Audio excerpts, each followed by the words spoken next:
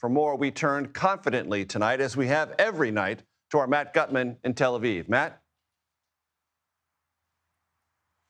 Major, I think we're hearing something very interesting here. There is some dissonance between what the administration is saying is going on, that they are dictating the pace. They will say when this is over. They are saying where this is being fought and what we're actually seeing in practice on the ground.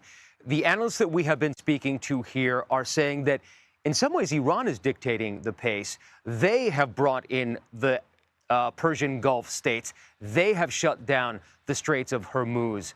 In many ways, they are prolonging this, and it's all happening by design. And the big difference they are saying between what or how the U.S. came into this war and how Iran came into this war is that Iran pre-planned this strategy. They knew that the Persian Gulf states were the Achilles heel for the U.S. and Israel, and that if they pressure the Persian Gulf states, if they close down the Straits of Hormuz, then those Gulf states will pressure President Trump to shut this down.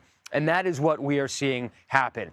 This is very economically difficult on those states. They are not accustomed to war, and then they have to deal with the day after. What happens when this war ends? And they still have an adversary in Iran parked right across the Persian Gulf from them that still has the same regime and power. That is why we're being told that they have not launched their own strikes on Iran in retaliation for those countless missiles and drones that they have been on the receiving end of. And I think what we're starting to see here is that delta begin to widen between what the administration says and what we're seeing on the ground in the Persian Gulf, Major. Matt, you mentioned the Strait of Hormuz. I read today that there are efforts by the Iranians to lay mines in that Strait of Hormuz.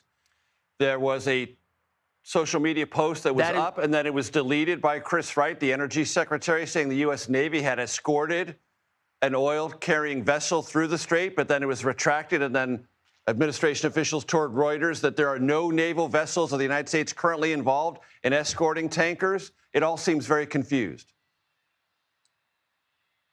It is very confused, and it is confusing. So the Straits of Hormuz are this choke point in the Persian Gulf, about 20-plus miles wide. That is where Iran controls basically that area, but they don't actually have to fire at ships. They don't even necessarily need to sow mines through that area to have the intended effect that they're looking for, which is to sow enough fear in the shipping companies and in their insurers to basically cripple shipping, to stop all ships from going through there merely for the perception of threat. So what's happening is that the insurers are saying, hey, listen, it's too dangerous for you to even go through there. We're not going to insure your cargo. Or if we do insure your cargo, it's going to be at exorbitant rates, 10, 20 times what you're paying right now. That's why everybody is parked right there.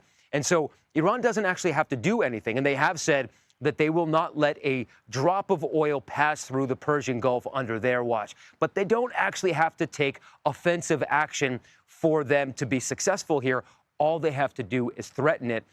And this is really putting the ball in the U.S.'s court. Are they going to escort those cargo tankers and those oil tankers through the straits?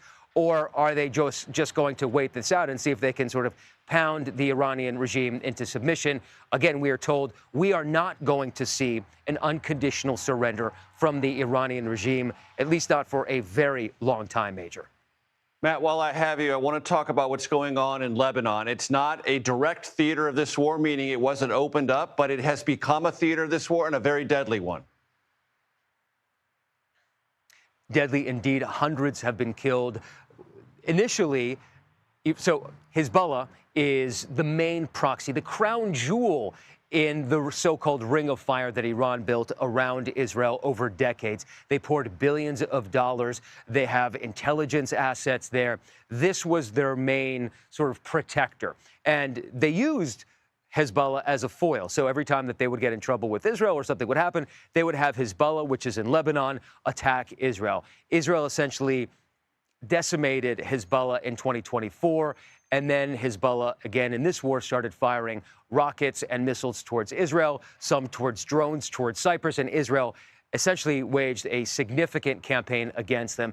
And now what we are seeing is Israel ordering evacuation orders for about 700,000 Lebanese, telling them to get out of harm's way because they are in areas where Israel is bombing. And that is a humanitarian crisis that the UN is warning about right now. So it is a side theater of this war, but it is turning, Major, into a very large one. Matt Gutman, great stuff as always. I'm deeply appreciative. Thank you, sir.